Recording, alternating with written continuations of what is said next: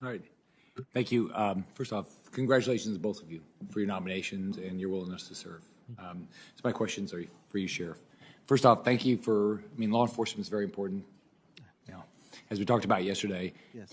One thing we talked about yesterday, could you talk a little bit about the importance of enforcing the law and complying with the law? And we talked a little bit about something I've been surprised at, which I think you probably will be a little bit, is at the federal level, and I don't know if it happens much at the county level, but people just decide what laws they're going to enforce and what laws they're not. And can you give me your thoughts on that? Yes, sir. For me, I think it's important to respect the rule of law. It's been obviously my life's work from all my adult service in law enforcement. So it's something that to me is very fundamental. I know it's an important American ideal as well, just as our immigration system is as well. And I think it's one of America's great success stories, or immigration. But I think that it's also a paradox sometimes because we also need to make sure we're maintaining the rule of law. So you probably talked a lot about the border today. You know, when I think about the border, I think about you saw the little 14-year-old Nicaraguan boy that was left in the desert and, started, the Utah, he was asking for help, just left for, guess to die. And then you saw the two little Ecuadorian girls, 3 and 5 years old, they just dropped, over the wall. You're just, you got kids and grandkids. Your heart goes out to these people. And so in your position as running ICE, is there anything that you will be able to do to try to make sure those things don't happen? Because it's disgusting for these little kids. You just can't. Your heart goes out to them. Yes, thank you, Senator. You're right. I think that it's important, in my opinion, to always lead in a humane and compassionate way.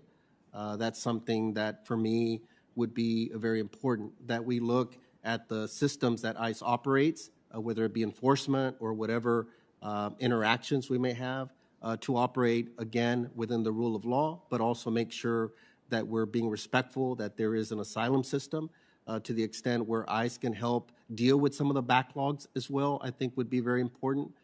To the extent where I could help bring some of my perspective of working with local diverse communities. My Houston region is one of the most diverse in the country. Making sure that we are implementing some semblance of looking at circumstances and being open to, like you said, the hardships that sometimes come with these situations as well. So there's all these stories that ICE employees are not allowed to enforce the law. Do you believe that's true, or and what do you think about that? I do not believe it's true. I would want to understand, if confirmed, how they're interpreting guidance. I think there's a lot of latitude at the field office, which I think is smart. I think that many of those decisions should be under the area of responsibility of local officials that better understand the threat landscape in the community, that have those partnerships. So I would want to understand, again, in my reviewing of the guidance that's been offered, I think that there's ample latitude for us to be effective and get the job done. It doesn't preclude anyone from being, obviously, a focus of enforcement if it meets the priority areas. In all the different jobs you've had, have you ever had a situation where somebody you work for told you not to enforce the law? In my experience, I haven't. Yeah. How would you handle that?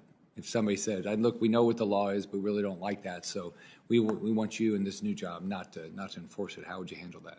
I understand that it's concerning. I know that in the past there's been priorities that have been given to ICE in the past and in previous ICE administrations as well. And my understanding is at the time they weren't universally popular.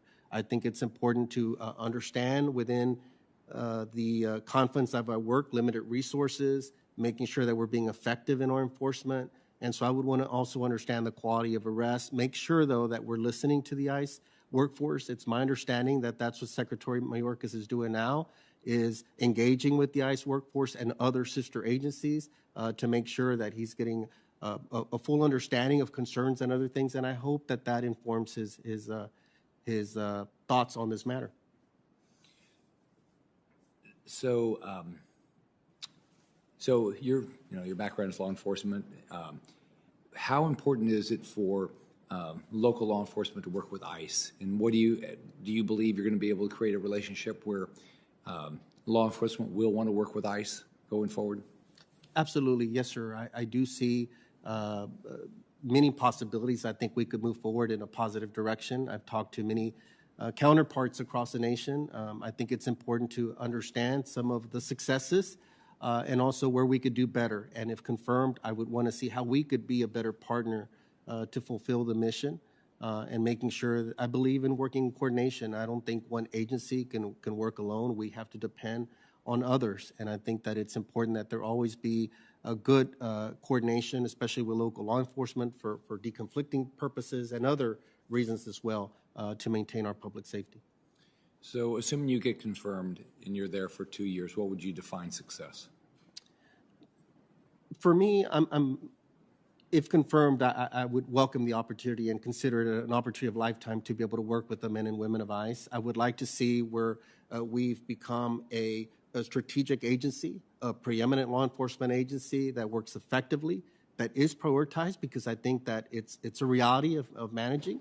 I would want to make sure that we're looking at more expansive data sets. I've heard some data that is often given, but I would like to see to make sure that we're leading an effective agency that is an enforcement agency that both respects the rule of law, that protects my North Star is always public safety. Did we keep our community safe when it comes to these issues? But two, did we create an agency that also engages with the community? Are we engaging with the community better? I think that the work of ICE can be hard to understand, and it's important for us to be engaging with the community. Those would be successes for me. Thanks, Sheriff.